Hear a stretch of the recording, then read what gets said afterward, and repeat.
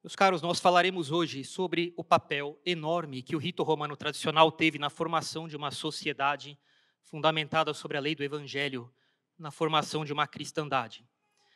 Alguns sermões atrás nós falamos sobre a presença real de Jesus Cristo na Eucaristia, um sermão na festa de Corpus Christi. Também falamos depois sobre como esse rito romano tradicional vem dos apóstolos São Pedro e São Paulo e demos alguns elementos sem sermos totalmente completos, sem esgotarmos o assunto. E agora falaremos, como havíamos prometido, da enorme influência que esse rito romano tradicional teve na formação de uma cristandade. Uma vez no seminário, nós vimos um pouco sobre a vida de um bispo que era missionário na Oceania, na Papua. Era o bispo Alain de Boismenu. E ele foi bispo durante o governo de São Pio X. Ele havia ido para Roma na visita ad limina, essa visita que os bispos com regularidade devem fazer ao Papa, em 1911. E ele voltando a Papua dessa visita a Roma, ele havia se tornado vigário apostólico, tinha recebido do Papa um aumento de cargo, e retomava com todo vigor as rédeas da obra de civilização e de evangelização de que ele era responsável. Orfanatos, escolas paroquiais, fundamentais, profissionais, escolas de catequistas, sobretudo para preparar uma elite no sentido de pessoas profundamente impregnadas dos princípios católicos e de uma vida interior. Uma elite que formará cristãos nas gerações seguintes e que, por sua vez, gerará a origem de vocações. E o bispo missionário está convencido de que o futuro da missão está na formação de um clero local, de pessoas da região, nativos, que uma vez convertidos, assumam com o tempo o apostolado. Ele falava, trata-se de não ter somente cristãos, não é uma questão de só converter pessoas, mas de fazer uma cristandade. Ter não somente cristãos, mas ter uma cristandade. E é aqui que nós devemos chegar um dia, formar uma estrutura mais ampla. Primeiro pessoal, primeiro interior em cada alma, depois em cada paróquia, em cada povoado, em cada cidade, em cada região, em cada estado, em cada país, entre países, que sejam governados pelos princípios do Evangelho. Isso é uma obra de séculos. E é o que a igreja sempre procurou fazer aonde quer que chegava, formar não somente cristãos, mas uma cristandade. Formar uma cultura católica, pessoas católicas, que na sequência, por conseguinte, formavam uma estrutura católica que ajudava e que ajude a sustentar a vida católica individual e familiar.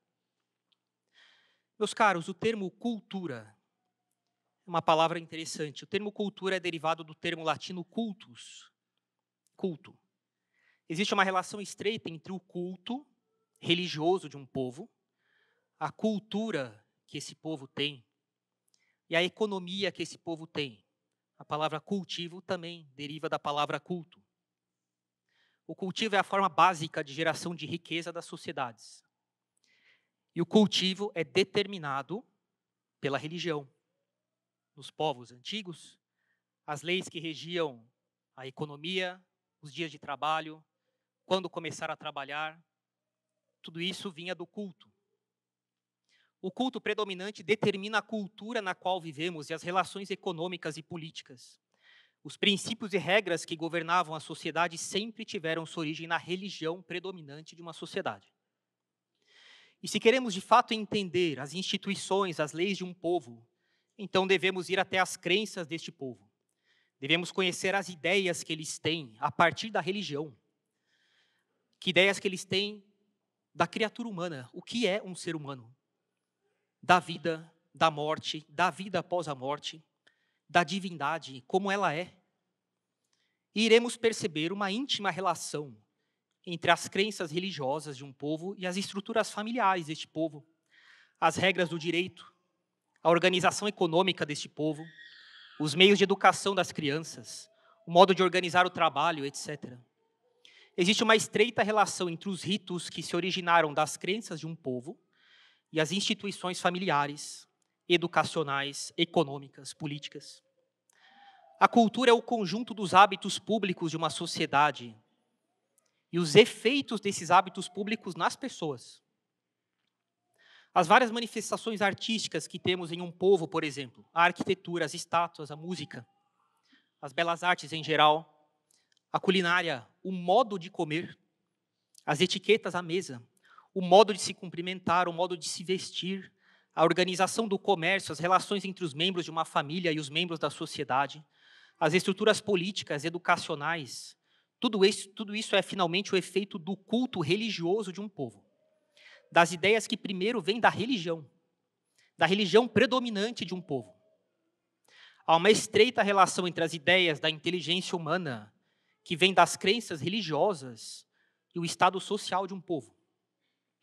Se o nosso culto afirma, por exemplo, que a pureza e a modéstia são coisas boas a serem buscadas, consequentemente as vestes, as regras de relacionamento entre as pessoas, a arte, etc., tudo irá refletir modéstia e pureza.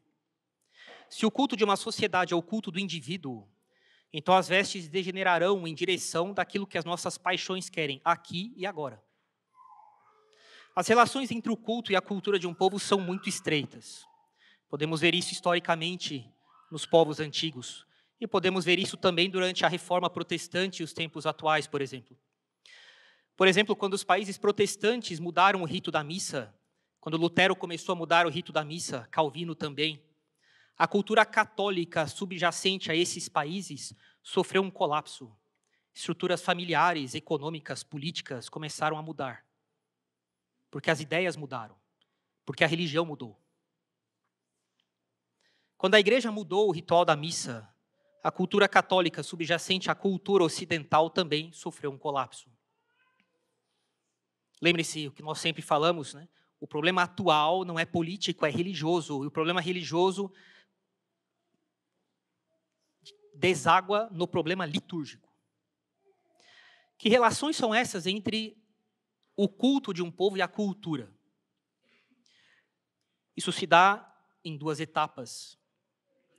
Em primeiro lugar, comportamentos, vestes, gestos, palavras que são utilizados em uma sociedade e que são vistos como modelos exemplares de conduta. São introduzidos no culto predominante de um povo. Porque para Deus eu dou o melhor. Falamos, por exemplo, num sermão passado, de o que era feito para o imperador romano, foi introduzido no rito romano tradicional da missa e passou a ser feito para Deus. O que é numa cultura, no costume de um povo, visto como modelo e exemplar, o melhor que nós temos, é colocado no culto. Em seguida, com o tempo, comportamentos, vestes, gestos, palavras que são utilizados no culto predominante de um povo, permanecem estáveis, mesmo quando os costumes vão mudando. A sociedade antiga reflete isso muito bem. Esses gestos e palavras serão para essa sociedade um modelo a ser seguido.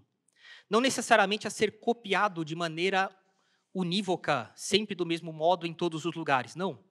Mas pela aplicação na sociedade, nas famílias, na política, na economia, na educação, dos mesmos princípios que regem o culto religioso, mas aplicando em cada caso de modo diferente em graus diversos.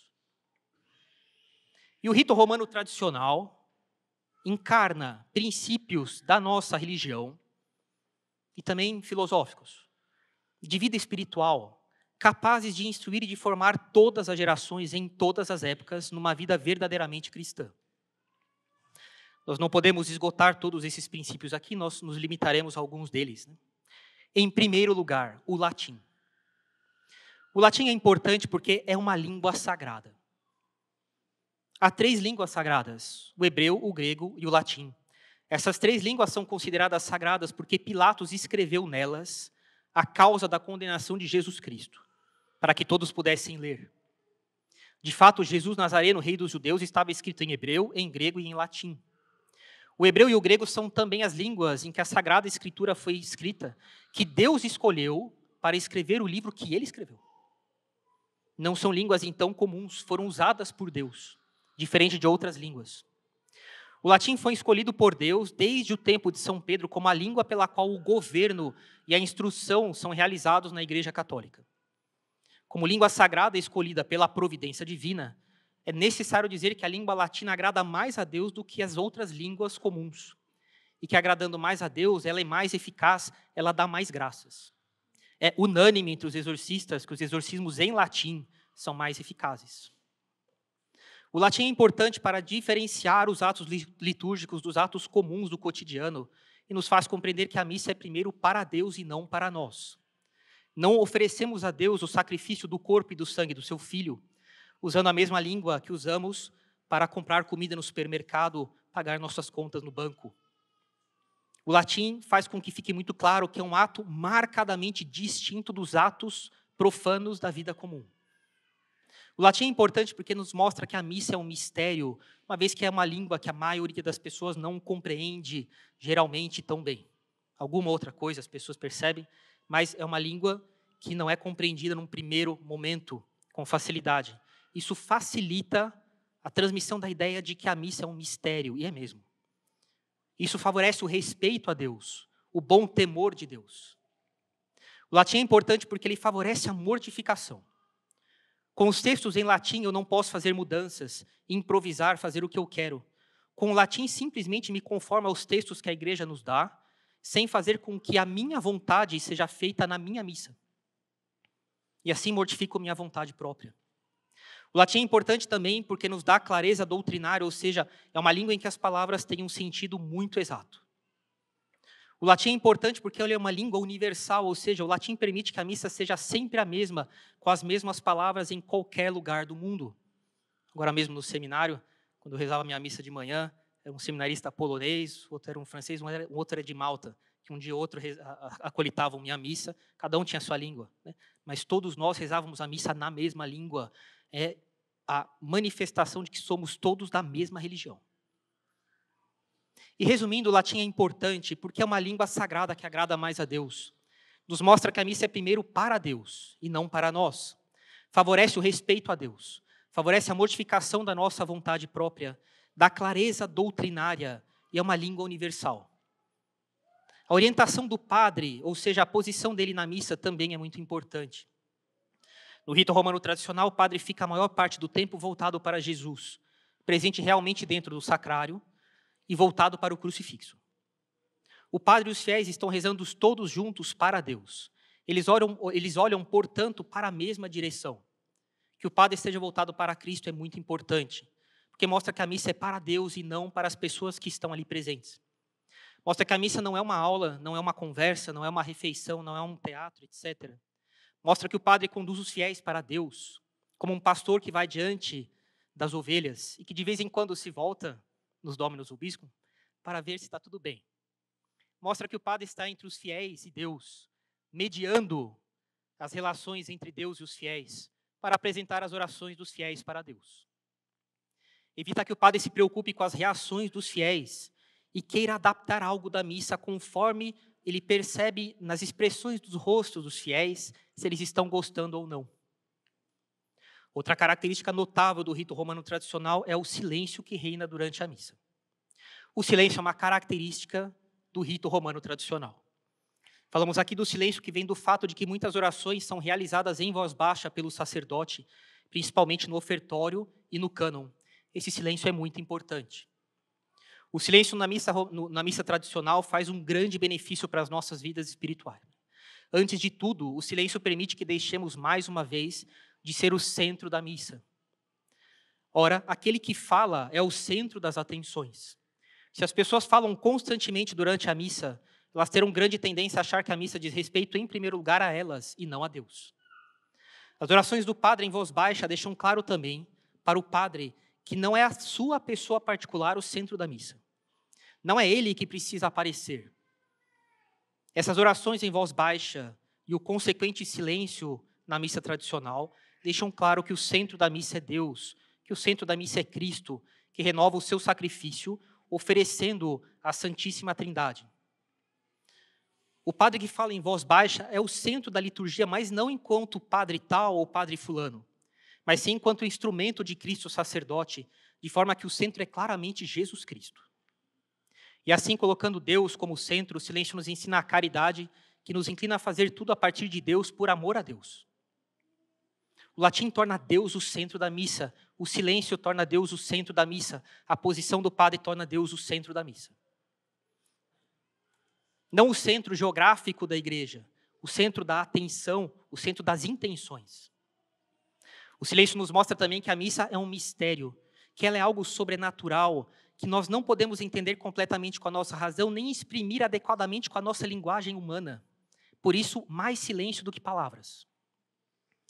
O silêncio nos ensina também a mortificação. Pelo nosso orgulho, temos muitas vezes tendência a falar, a querer ser o centro das atenções. Pelo silêncio, negamos-nos a nós mesmos, as nossas inclinações, modificamos os nossos sentidos, deixamos que Deus haja na nossa alma. Muitas pessoas que assistem à missa tradicional pela primeira vez se queixam do silêncio ou de não terem participado da missa. Na verdade, essas queixas se devem muitas vezes à simples repulsa por essa mortificação imposta pelo silêncio e pelo fato de não ser o centro da liturgia. Na verdade, elas se queixam de não estarem falando para os outros e de que os outros não têm a atenção voltada para elas. O homem moderno tem grande dificuldade em deixar de ser o centro, em livrar-se do antropocentrismo, do homem ser o centro das coisas. Como sabemos, porém, a mortificação é indispensável para uma vida espiritual bem ordenada. O silêncio ajuda bastante neste ponto, a negação de si, a mortificação do amor próprio. O silêncio mostra que não precisamos ser o centro das atenções para que a missa tenha sentido, mas que é justamente o oposto.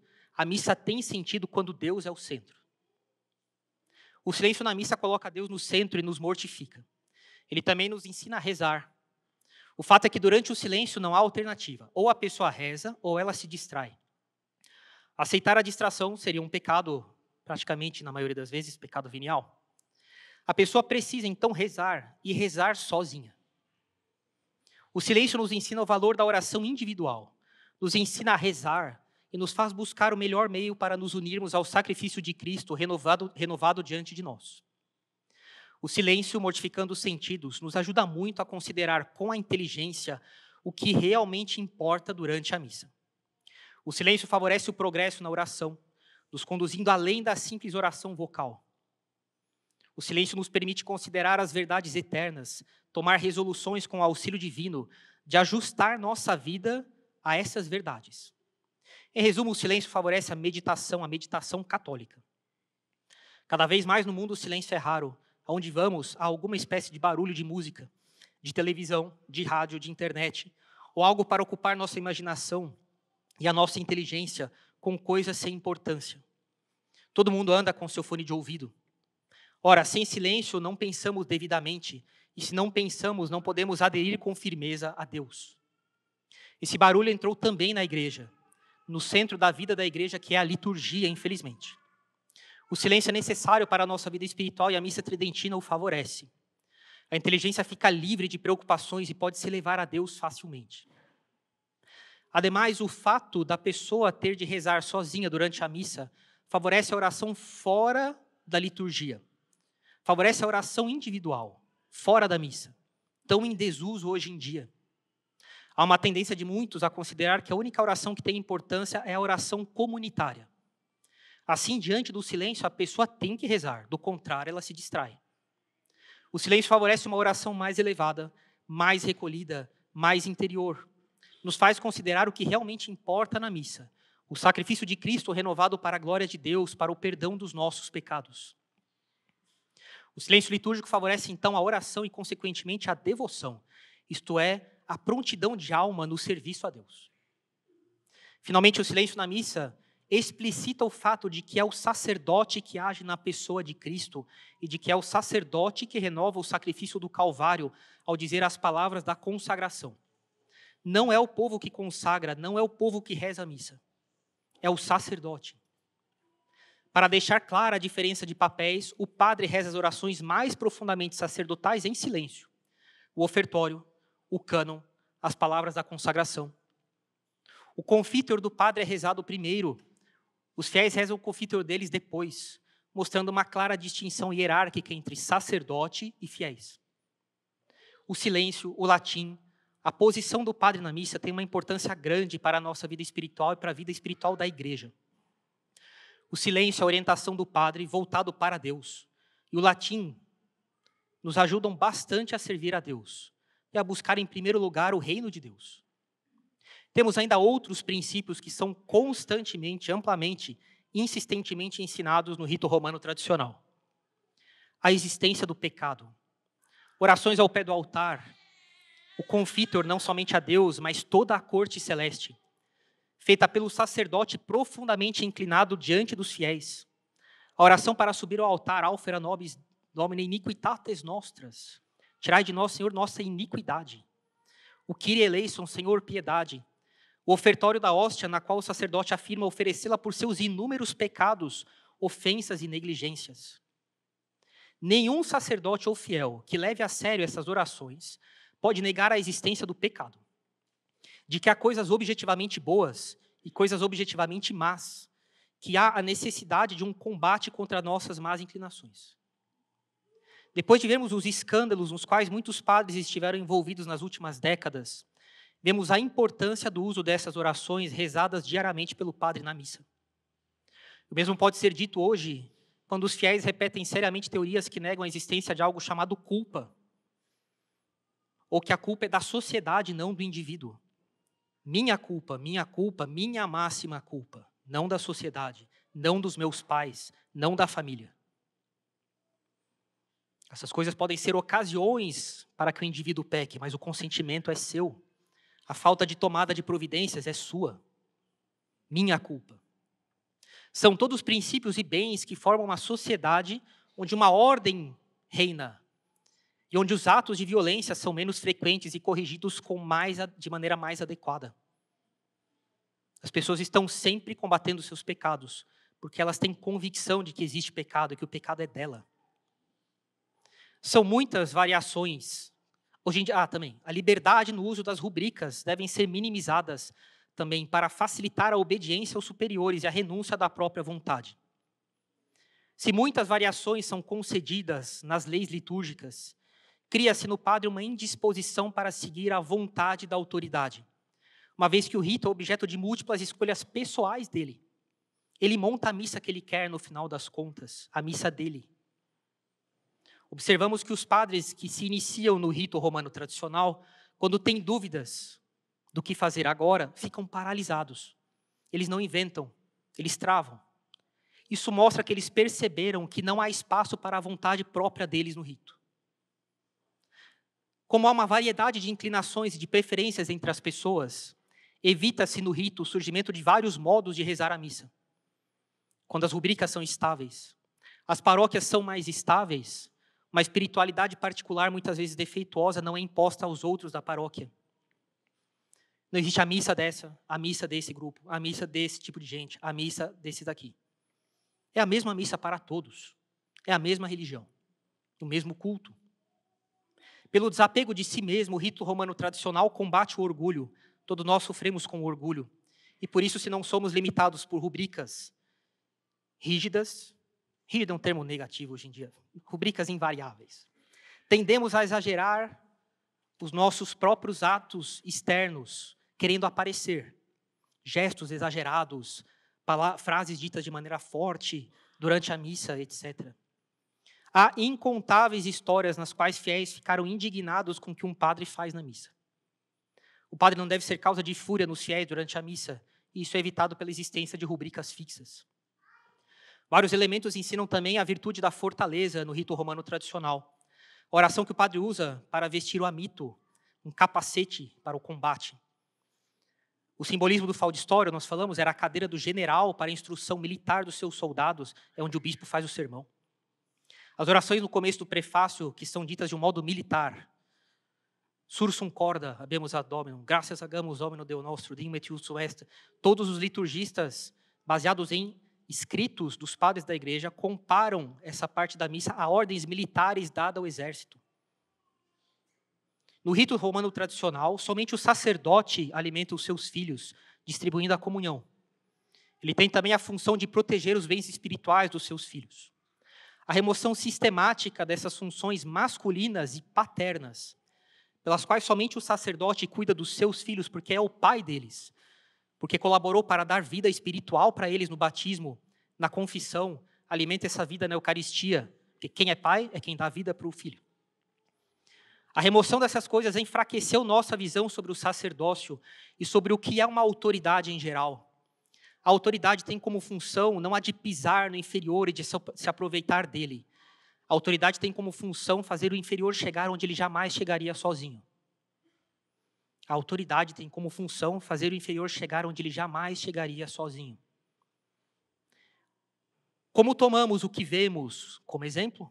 Quando um povo vê o padre com pouca ou nenhuma virtude de fortaleza, acham previsível e tolerável que um padre apresente um comportamento privado de fortaleza e atrai candidatos e leigos com inclinações semelhantes. A fortaleza diz respeito ao bem árduo, e a valorização da renúncia própria e da autodisciplina no rito tradicional ajuda os fiéis e os padres a buscar isso, a virtude da fortaleza, a buscar o bem árduo, a salvação da alma. Pela recepção dócil do ensinamento das gerações que nos precederam, recebendo um rito constantemente transmitido de geração em geração, isso é tradição. Não é algo antigo, lembre-se disso, é algo transmitido. Pela recepção dócil do ensinamento que as gerações precedentes nos transmitem, pela aceitação da tradição eclesiástica, um elemento importante na formação dos fiéis, nós adquirimos prudência. Recebendo o que sempre funcionou no passado, e adquirimos prudência e sabedoria no presente. O rito romano tradicional combate a busca pela novidade, que tende a julgar que o que é mais recente sempre é melhor por princípio. Isso não é verdade. O canto gregoriano é o canto litúrgico exemplar, porque ele não é passional, e ele dispõe a inteligência para se levar a Deus, a reflexão. A unidade da melodia do gregoriano não apelam para as paixões que prejudicariam a inteligência no momento da oração. Nós afirmamos que o homem se distingue dos outros animais pela inteligência, isso é verdade. Que o homem deve usar a inteligência para chegar até a contemplação de Deus, é verdade. Que todos os homens podem chegar a essa contemplação. O canto gregoriano e o silêncio da missa facilitam tudo isso. Todos esses princípios do rito romano tradicional foram moldando as almas ao longo de 2000 anos. E a partir daí, a cultura por onde a igreja foi passando e foi se instalando. Todas essas partes do rito, essas características do rito romano tradicional, foram dia após dia, ano após ano, século após século, fazendo com que cada fiel recebesse a comunhão muito bem preparado. Todas essas partes do rito, todos esses elementos do rito, são como sacramentais, ou são sacramentais, que preparam as almas para receber bem as graças sacramentais. Tudo isso não para criarmos uma sociedade utópica perfeita nesta vida, mas para sobrenaturalizar a vida humana de vida sobrenatural e termos vida em abundância, como o nosso Senhor disse, eu vim para que todos tenham vida, vida sobrenatural e vida em abundância.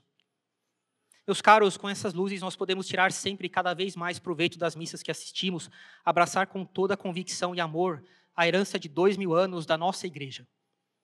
Fazer dela a nossa formadora, a formadora das nossas almas e da nossa sociedade finalmente. Como disse São Leão Magno num dos seus sermões, é o sermão 82, ó Roma, nós somos o rito romano tradicional, o rito de São Pedro e São Paulo, construído ao longo dos séculos. Ó Roma, que foste mestra do erro, tornaste-te discípula da verdade. Isso aqui é espetacular. Aqueles que te governavam com superstição foram substituídos pelos que te conduziram até a fé. Por meio de Pedro, o primeiro dos apóstolos, e de Paulo, o vaso de eleição, foste elevada à glória celeste, e a luz da verdade divina brilhou sobre ti, fazendo de ti a cabeça das nações na fé. Em nome do Pai, do Filho e do Espírito Santo. Amém.